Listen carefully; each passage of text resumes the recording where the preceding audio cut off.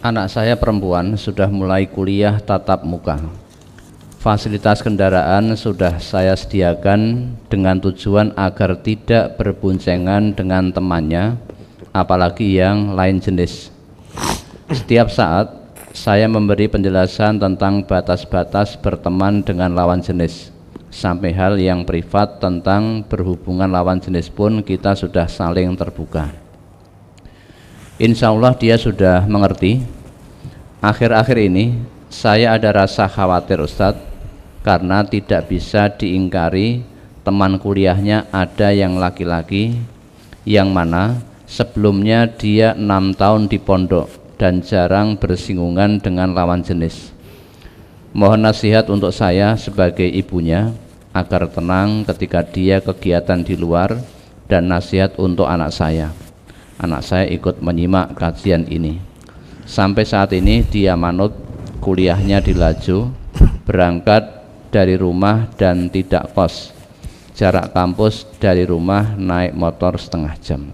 Nah, ini toh kalimat ini ada dua pemahaman.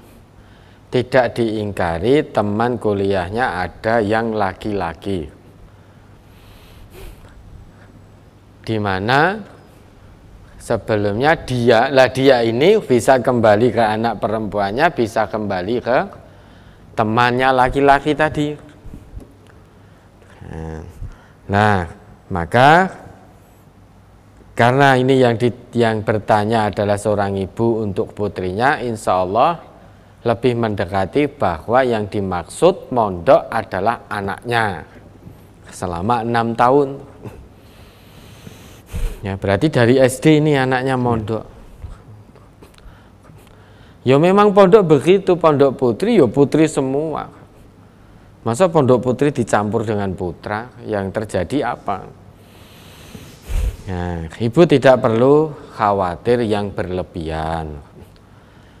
Apalagi tadi pengakuan dari ibu bahwa anaknya sudah senantiasa diberi nasihat, dimengertikan tentang agama. Ya, insya Allah anak sudah tahu, tadi katanya manut. Kalau memang betul sudah manut, ibu harusnya bersyukur kepada Allah. Tidak perlu khawatir berlebihan. Khawatir boleh, namun jangan sampai berlebihan.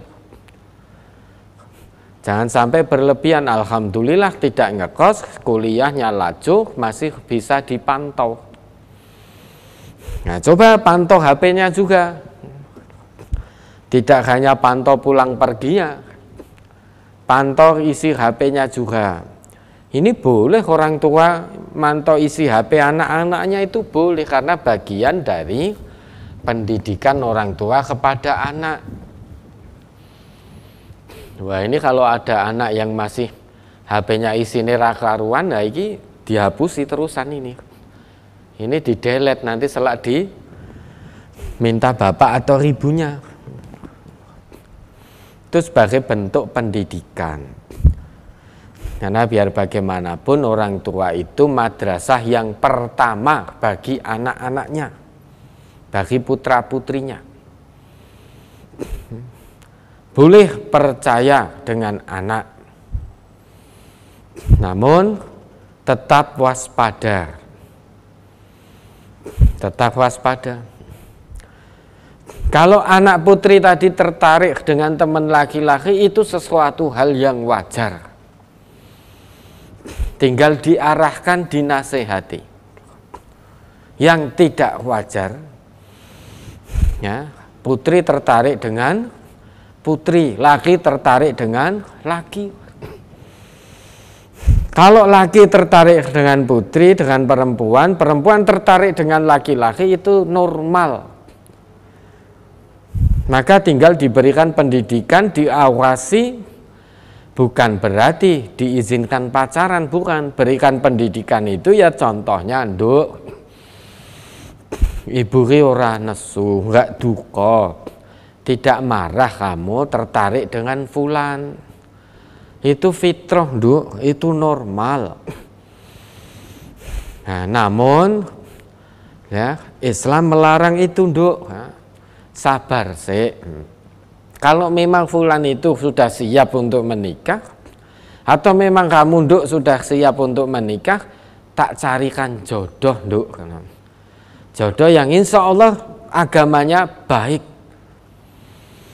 sehingga rumah tangganya sama-sama antara suami istri sama-sama berusaha untuk sakinah, mewujudkan sakinah mawaddah warohmah, sama-sama saling mengingatkan, meniti jalan ke surga bersama-sama. Nek kowe nyoto-nyoto wis siap nikah nduk, tak goleki, aja golek dhewe. Ya. Mboten Bu, ini pacaran syar'i. Apa enek pacaran syar'i? Gimana pacaran syar'i? Orang pacaran itu sudah taqarrub minaz zina, taqarrubuz zina, sedangkan Allah melarang la taqrabuz zina. Jangan dekat-dekat zina. Oh, ini kok pacaran syar'i. Maka untuk putrinya ya jangan malu. Tidak pacaran diece temannya jangan malu. Justru itu asing. Memang Islam itu dulu datang awal tanpa asing. Bada'al Islamu ghariban. Kenapa asing? Karena ketika Islam pertama kali datang, itu molimo sudah menjadi satu perbuatan atau satu kebiasaan di tengah-tengah masyarakat jahiliyah. Mabuk-mabukan, saling bertikai, kemudian saling perzinaan, itu sudah menjadi tradisi. Kalau Islam datang secara perlahan menghapus itu semua, maka tanpa asing.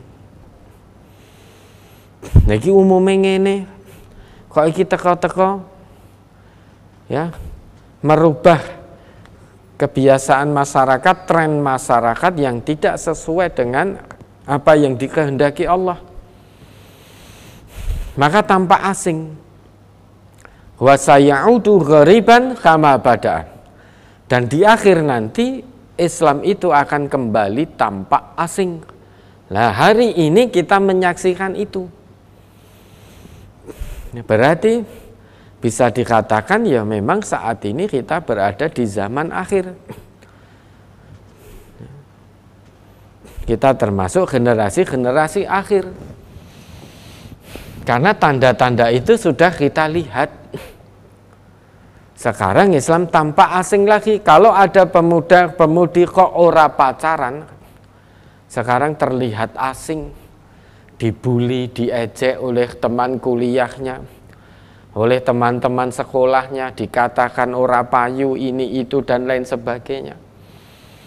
Orang tuanya juga malu, ada yang malu, anaknya nggak punya pacar.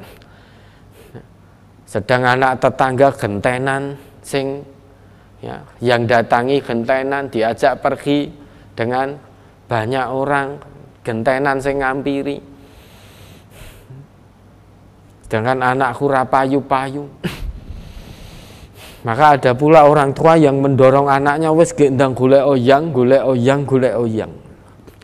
Karena pemuda-pemudi sekarang ora pacaran, ndak punya pacar itu tanpa asing. Ya, di sebagian komunitas, sebagian masyarakat tanpa asing. Sehingga ben podo karo kancane, maka pacaran.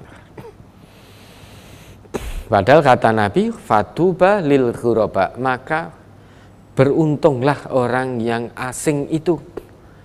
Di tengah-tengah umumnya orang pacaran, berhubungan pergaulan bebas laki perempuan, ya, kok ini tetap menjaga, mempertahankan akidahnya. Tahu itu dilarang Allah, tahu itu dilarang Rasulullah, dia berusaha sekuat tenaga mengendalikan hawa nafsunya sehingga tidak ikut-ikutan pacaran. Maka ini termasuk orang yang asing. Apalagi ya, saat ini di kota-kota besar, ya, di kampus-kampus, di sekolah-sekolah, ini tanpa asing. Tapi berbahagialah orang-orang yang tampak asing di tengah keumuman masyarakat yang menyimpang dari aturan Allah, kok masih ada yang berusaha mengendalikan hawa nafsunya, meski dinilai asing oleh manusia, namun dia dinilai tidak asing oleh Allah, karena memang harusnya begitu. Manusia itu dibekali oleh Allah dengan fitrah. Yang namanya fitrah itu harus bisa mengendalikan hawa nafsu, siap mengikuti ketentuan agama tauhid ini. Nah, maka ibu harus bersyukur anaknya manut, tidak perlu sangat khawatir. Khawatir boleh, neng ojo nemen-nemen. Bagaimana biar tidak khawatir nemen-nemen? Nah, tadi sudah terbuka, alhamdulillah sudah bisa terbuka. Jadi orang tua ojo mung nyeneni anak. Kalau anak sebentar-sebentar, sedikit-sedikit dimarah-marahi, bahkan ora salah pun ya dionek-onek gitu, yang ada anak akan tertutup, tidak akan terbuka dengan orang tua, karena takut kena marah. Kalau anak tertutup, yang terjadi akan selintutan, ora betah ning cedake wong tua. Karena kalau dekat orang tua, isine mung diunek-unekke, bahkan kadang digebuki. Maka anak mencari pelarian, tidak betah di rumah. Di rumah dekat dengan orang tua kaya ning kandang singa. Bapake nyeneni, ibune nyeneni, bapake gebuki, ibune jiwiti. Harusnya rumah itu baiti jannati, rumahku surgaku.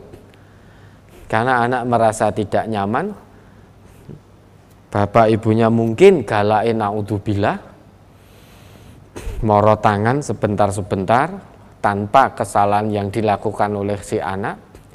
Wis jawab jujur barang, cik di interogasi sedemikian rupa. Pulang anaknya, dari mana kamu? Dari tempat teman.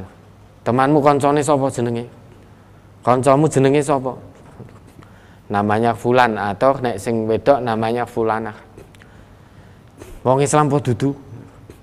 Alhamdulillah Islam. Jilbaban pora? Alhamdulillah jilbaban.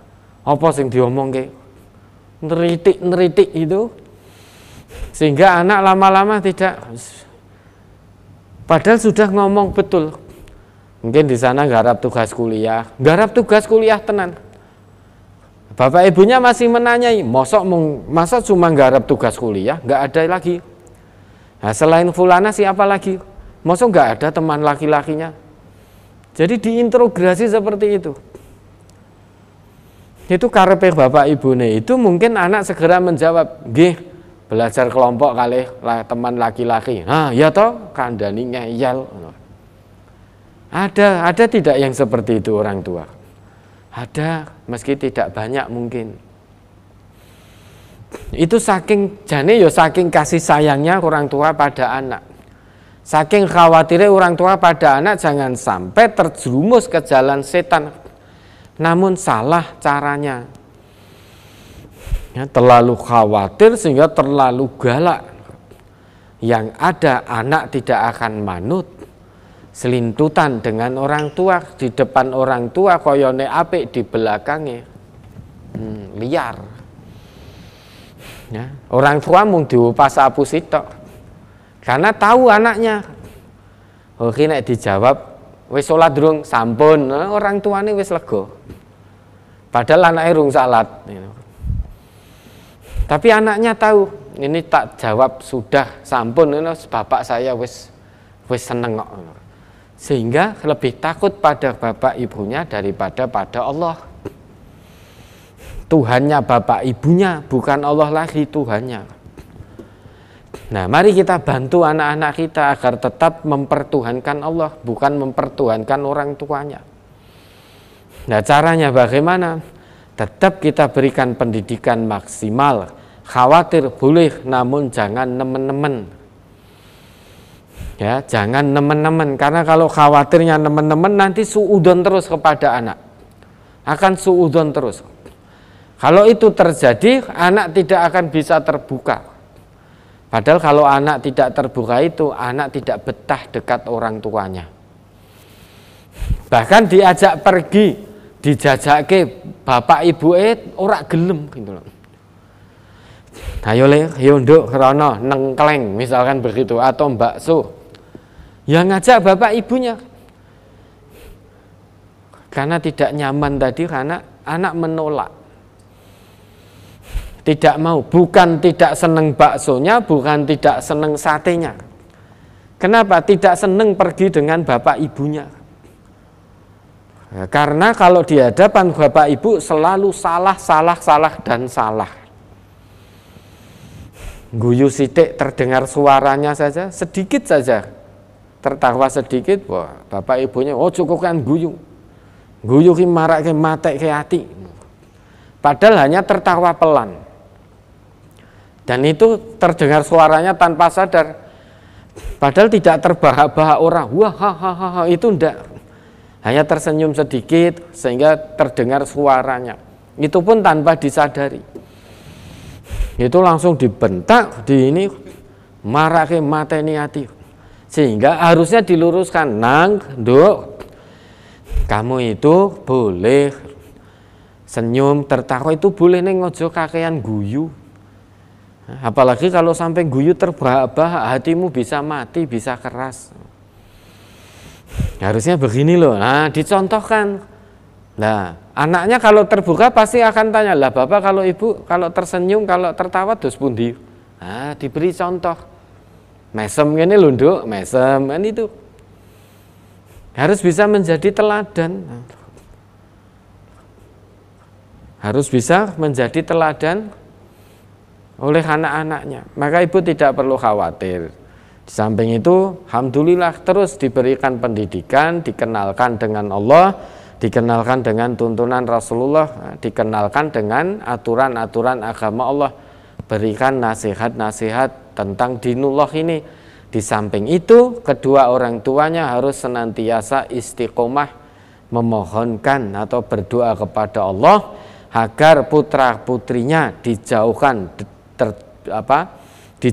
dari jalan setan, dijadikan oleh Allah anak laki yang soleh, perempuan yang solehah. Ibunya saja atau bapaknya saja yang berdoa sulit untuk tercapai. Falamma asqalat da'awallaha rabbahuma lain ataitana solihan lanakunanna minasyakirin. Itu kata Allah di dalam Quran surat Al-A'raf ayat 189. Bapak ibunya dua-duanya harus istiqomah mendoakan anak-anaknya terus agar anaknya dijadikan oleh Allah sebagai anak yang soleh dan solehah. Di samping terus pendidikan agamanya diberikan, nasihat-nasihat diberikan. Nasihat agama itu tidak harus disampaikannya qala Allah Ta'ala, qala Rasulullah, bukan begitu. Tidak harus begitu. Bisa menyisipkan ayat, menyisipkan hadis dalam obrolan, itu bisa. Diajak anaknya, diajak ngomong, diajak diskusi.